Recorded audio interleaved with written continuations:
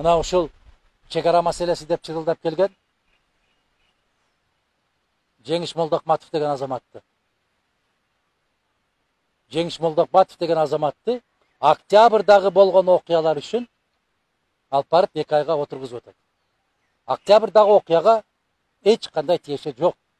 Кеп Жеңиш Молдокматовдун ошол чек ара боюнча айткан пикири ошону жетектеп отурган азаматтардын иштен кетүүсүн талап кылышы Кыргызстандагы болуп аткан окуяны жеринде мына Мирланга окшоп, Асамидинге окшоп ачык чагылдырып коюшу гана болуп атат.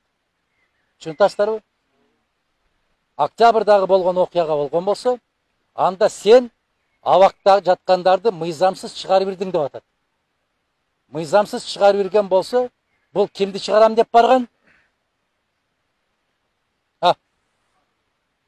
Баракелди. А мыйзамсыз чыгып алган жигиттер анда бийликте отурган турбайбы? Мыйзамсыз чыгып алган киши күнөөлүүбү? Же ошону чыгарайын деп барган, ниети менен барган жигит күнөөлүүбү? Тетири деп атасыз, аксакал, туура айтасыз. Эмне үчүн ушундай тетири болуп атабыз? Элибиз тетири басып атат. Ал жигиттерди же Казакстан, же Өзбекстан, же Тажикстан көтөрүп алып келип отургузган жок ал жерге. Сиз алып барып отургуздуңуз, аксакал. Мен алып барып отургуздум. Бу киши алып барды. Бул эжебиз, бул эжекебиз алып барды. Бүтүндөй Кыргызстан алып барды. Эмнеге? Тетири баскан элбиз.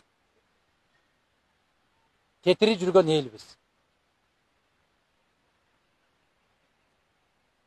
Ким оңолушу керек экен биринчи кезекте? Эл оңолмоюнча эч качан бийлик оңолбойт.